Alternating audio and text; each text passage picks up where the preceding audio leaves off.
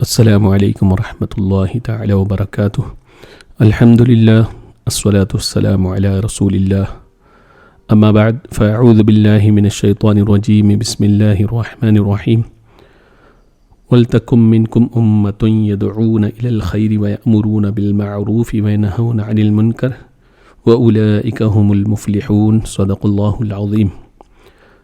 الصلاۃ والسلام علیک یا رسول اللہ صلی اللہ تعالی علیہ وسلم۔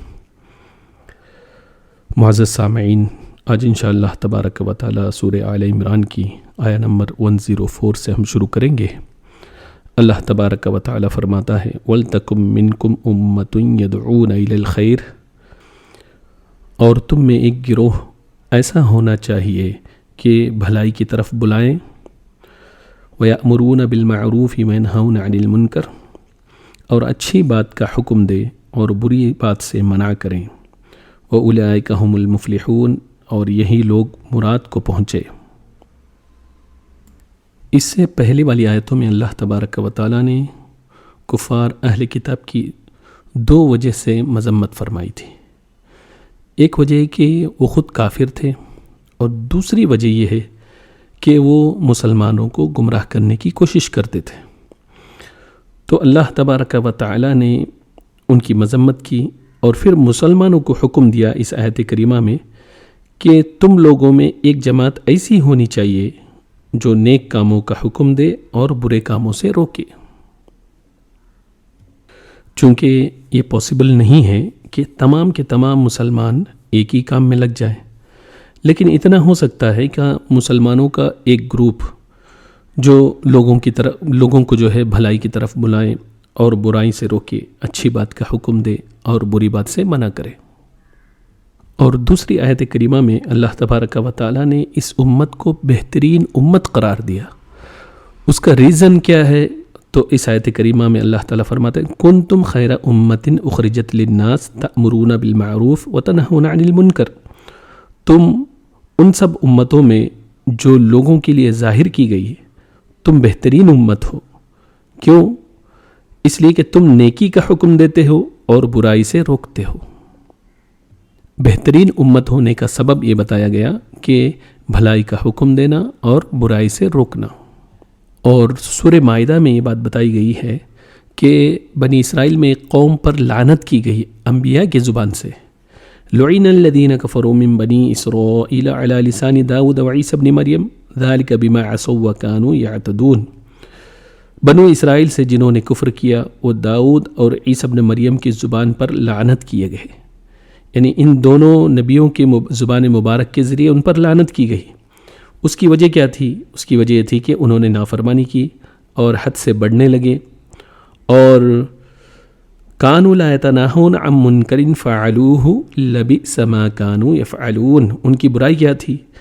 وہ یہ تھی کہ وہ ایک دوسرے کو ان برے کاموں سے نہیں روکتے تھے جو انہوں نے کیے تھے، یقیناً وہ بہت ہی برے کام کرتے تھے۔ یعنی برے کام سے نہ روکنا،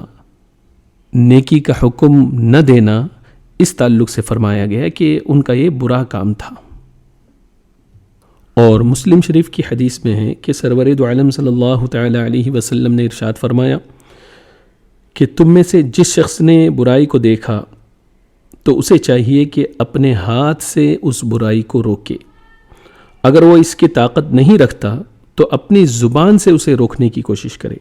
اور اگر اس کی بھی طاقت نہیں رکھتا تو دل سے اس برائی کو برا جانے، اور یہ سب سے کمزور درجے کا ایمان ہے۔ اللہ اکبر۔ یعنی 3 درجے رسول اکرم صلی اللہ علیہ وسلم نے بیان فرمائے کہ آدمی برائی کو دیکھو تو کیا کرے۔ تو سرکار نے فرمایا اگر ہاتھ سے برائی کو روکنے کی طاقت رکھتا ہے تو ہاتھ سے روکے، ہاتھ سے نہیں روک سکتا تو زبان سے انہیں منع کرے، اور اگر اس کی بھی طاقت نہیں ہے کہ وہ زبان سے بھی روک نہیں سکتا تو سرکار دو عالم صلی اللہ علیہ وسلم نے فرمایا دل سے برا جانے۔ اور دل سے برا جاننا یہ کیا ہے؟ ذالک اضعف الایمان، اور ایمان کا جو ہے کم ترین درجہ ہے۔ اب اس حدیث کی روشنی میں ہم اپنے آپ کا جائزہ لیں۔ ہم برائی کو دیکھتے ہیں تو ہم کس طرح کی طاقت رکھتے ہیں کہ وہاں برائی ہونے کے باوجود ہم کم سے کم درجہ کیا ہمارا اتنا ہوتا ہے کہ ہم اس برائی کو برا جانتے ہیں اور ہمارے جو ہے چہرے پر ناخوشگواری کے آثار ظاہر ہوتے ہیں؟ تو اگر اتنا بھی نہیں ہوتا تو اپنے ایمان کے تعلق سے اس حدیث پاک کی روشنی میں سوچے کہ اس کا ایمان کس درجے کا ہے۔ اور مسلم شریف کی دوسری حدیث میں سرکار دو عالم صلی اللہ علیہ وسلم نے فرمایا، اللہ نے جس نبی کو بھی مجھ سے پہلے کسی امت میں بھیجا تو اس نبی کی اس امت میں ان کے کچھ حواری تھے، یعنی ان کے صحابہ تھے، اور جو ان کے جو احکام پر، ان کی سنتوں پر عمل کرتے تھے اور اس کو عمل کرنے کا لوگوں کو حکم دیتے تھے۔ پھر ان کے بعد ایسے برے لوگ آئے جو ایسی باتیں کرتے تھے جس پر نہ خود عمل کرتے تھے نہ ہی لوگوں کا اس کا حکم دیتے تھے۔ جو ان کے ساتھ ہاتھ سے جہاد کرے، سرکار فرماتے ہیں وہ مومن ہے، جو ان کے ساتھ زبان سے جہاد کرے وہ مومن ہے، اس کے علاوہ ایک رائی کے دانے کے برابر بھی ایمان نہیں۔ اس میں بھی تقریباً اسی حدیث کا مفہوم ہے، بندہ مومن کو چاہیے کہ جیسی وہ طاقت رکھتا ہو اس طریقے سے وہ روکنے کی کوشش کرے۔ اب اگر لوگ اس کام کو چھوڑ دیں، یعنی برائی ہو رہی ہے اور اسے روکتے نہیں، بھلائی کا حکم نہیں دیتے، تو اس کا نقصان کیا ہوگا؟ حدیث پاک میں رسول اکرم صلی اللہ علیہ وسلم نے ارشاد فرمایا، ترمذی کی حدیث ہے کہ اس ذات کی قسم جس کے قبضے قدرت میں میری جان ہے، تم نیکی کا حکم دیتے رہو اور برائی سے روکتے رہو، ورنہ عنقریب اللہ تم پر عذاب نازل فرمائے گا، تم اس سے دعا کرتے رہو گے اور تمہاری دعا قبول نہیں ہوگی۔ یعنی دو طرح کا، ایک کسی بھی طریقے کا عذاب آ سکتا ہے، اور عذاب آ جائے آدمی ٹالنے کے لیے دعا کرے، اجتماعی دعا کرے، کسی اور سے دعا کروائے، خود کرے، تو سرکار دو عالم صلی اللہ علیہ وسلم فرماتے ہیں کہ ان لوگوں کی دعا قبول نہیں کی جائے گی۔ ابو داؤد کی حدیث میں اس سے بڑھ کر سرور دو عالم صلی اللہ علیہ وسلم نے عذاب کے تعلق سے بیان فرمایا کہ سرکار دو عالم صلی اللہ علیہ وسلم فرماتے ہیں، جو شخص کسی قوم میں رہ کر گناہ کر رہا ہو اور وہ لوگ اس گناہ سے روکنے پر قادر ہوں، طاقت رکھتے ہوں اور نہ روکیں، تو اللہ تعالیٰ ان سب کو مرنے سے پہلے عذاب میں مبتلا فرما دے گا۔ اللہ اکبر۔ اور ایک حدیث میں سرکار دو عالم صلی اللہ علیہ وسلم نے فرمایا، جب لوگ کسی شخص پر ظلم کرتے ہوئے دیکھیں اور اس کا ہاتھ کو نہ پکڑے تو ان قریب اللہ ان سب پر عذاب نازل فرمائے گا۔ حضرت عبداللہ بن عمر رضی اللہ تعالیٰ عنہ روایت کرتے ہیں کہ سرکار نے فرمایا، جب تم میری امت میں ان لوگوں کو دیکھو جو ظالم کو ظالم کہنے سے ڈریں تو تم ان سے الگ ہو جاؤ، یعنی کہیں ایسا نہ ہو کہ اللہ کا عذاب ان پر آ جائے۔ اور ایک حدیث میں سرکار دو عالم صلی اللہ علیہ وسلم نے ارشاد فرمایا، جو شخص ہمارے چھوٹوں پر رحم نہ کرے اور ہمارے بڑوں کی عزت نہ کرے اور نیکی کا حکم نہ دے اور برائی سے نہ روکے تو وہ ہم میں سے نہیں ہے۔ اور نیکی کا حکم نہ دینے اور برائی سے نہ روکنے کا انجام کیا ہوتا ہے؟ عذابوں میں سے ایک عذاب یہ بھی ہے جس کو سرکار دو عالم صلی اللہ علیہ وسلم نے جس کی نشاندہی کی۔ سرکار فرماتے ہیں کہ تم ضرور نیکی کا حکم دیتے رہنا اور برائی سے منع کرتے رہنا، ورنہ تم ہی میں سے برے لوگ مسلط کر دیے جائیں گے، پھر تمہارے نیک لوگ دعا کرتے رہیں گے لیکن ان کی دعا قبول نہیں ہوگی۔ اس میں ایک بات یہ بتائی گئی ہے اس حدیث میں کہ اگر لوگ اس کام کو چھوڑ دیں، نیکی کا حکم دینا، برائیوں سے منع کرنا چھوڑ دیں، تب جو ہے برے لوگ ان پر مسلط کیے جاتے ہیں۔ اور آج کا زمانہ دیکھیں کہ ہم پر کیسے حاکم مسلط ہیں اور اقتدار میں کیسے لوگ بیٹھے ہوئے ہیں، ہم سمجھ سکتے ہیں کہ جو سرے سے جو ہے اسلام کو مٹانا چاہتے ہیں، مسلمانوں کو مٹانا چاہتے ہیں، ایسے لوگ جو ہے کرسی پر بیٹھے ہوئے ہیں۔ تو اب آپ خود سوچیں کہ لوگ دعا کرتے رہتے ہیں، دوسروں کو دعا کی گزارش کرتے ہیں، اجتماعی دعائیں ہوتی ہیں لیکن کسی کی دعا قبول نہیں ہوتی ہے ایسے معاملے میں۔ وجہ کیا ہے؟ وجہ یہی ہے برائیاں عام ہو گئی ہیں اور اس برائی کی نشاندہی کرنے والا کوئی نہیں ہے، اور نیکی کی طرف رغبت دلانے والے بھی کم ہو گئے ہیں۔ ایسی صورت میں آپ سوچیں کہ برائیاں اتنی عام ہیں کہ کوئی اگر نیکی کا حکم دینا چاہتا بھی ہے تو لوگ اسے پسند نہیں کرتے، اور جو حکم دیتا ہے تو اسے بھی برا جانا جاتا ہے۔ اللہ تبارک و تعالی ہم سب کو محفوظ رکھے۔ اور یہ بات اتنی خطرناک ہے کہ آدمی طاقت رکھنے کے باوجود بھی نیکی کا حکم نہ دے، برائیوں سے نہ روکے۔ اس تعلق سے سرکار دو عالم صلی اللہ علیہ وسلم ارشاد فرماتے ہیں کہ اللہ تعالیٰ قیامت کے دن بندے سے سوال کرے گا کہ جب تو نے برائی کو دیکھا تو اس کو روکنے سے کس چیز نے تجھے منع کیا؟ اور جب اللہ تعالیٰ بندے کی حجت کی تلقین کر دے گا تو وہ کہے گا مجھے تجھ سے امید تھی اور میں لوگوں سے ڈرتا تھا، اس وجہ سے میں لوگوں کو نیکی کا حکم نہیں دیا، برائیوں سے نہیں روکا۔ تو اللہ تبارک و تعالیٰ فرمائے گا کہ تو لوگوں سے ڈرتا تھا جبکہ میں زیادہ حقدار تھا کہ تو مجھ سے ڈرتا۔ تو یہ سوال اللہ تبارک و تعالیٰ قیامت کے دن بندے سے کرے گا کہ تو نے اس کام کو انجام کیوں نہیں دیا۔ اور امام بیہقی نے ایک روایت نقل فرمائی کہ سرور دو عالم صلی اللہ تعالیٰ علیہ وسلم ارشاد فرماتے ہیں کہ اللہ تبارک و تعالیٰ نے حضرت جبریل علیہ السلام کی طرف یہ وحی فرمائی کہ فلاں شہر کو شہر والوں سمیت الٹ دو، یعنی ان پر عذاب نازل کر دو۔ حضرت جبریل علیہ السلام نے کہا اے میرے رب، ان میں تیرا فلاں نیک بندہ بھی ہے جس نے پلک جھپکنے کی مقدار بھی تیری نافرمانی نہیں کی۔ تو اللہ تبارک و تعالیٰ فرمائے گا کہ اس کے سمیت اس شہر کو پلٹ دو، اس لیے کہ وہ بندہ میری وجہ سے ایک ساعت کے لیے بھی ناراض نہیں ہوا، یعنی وہ برائی ہوتا ہوا دیکھتا رہا لیکن میری وجہ سے ان پر ناراض نہیں ہوا، اس برائی کو برا نہ جانا، اس لیے اب سارے لوگوں پر جہاں عذاب آئے گا اگرچہ وہ نیکیاں کرتا ہو لیکن برائی سے نہ روکنے کی وجہ سے اس پر بھی عذاب مسلط کر دو۔ حضرت مالک بن دینار رضی اللہ تعالیٰ عنہ فرماتے ہیں کہ ہم نے دنیا کی محبت کی وجہ سے دنیا داروں سے صلح کر لی ہے، اور ہم میں سے کوئی کسی کو نیکی کا حکم دیتا ہے نہ ہی برائی سے روکتا ہے، اور اللہ تعالیٰ ہمیں اس حال پر نہیں چھوڑے گا۔ کاش مجھے اس بات کا علم ہوتا کہ کون سا عذاب ہم پر نازل ہوگا۔ یعنی حالات ایسے ہو گئے ہیں کہ لوگوں نے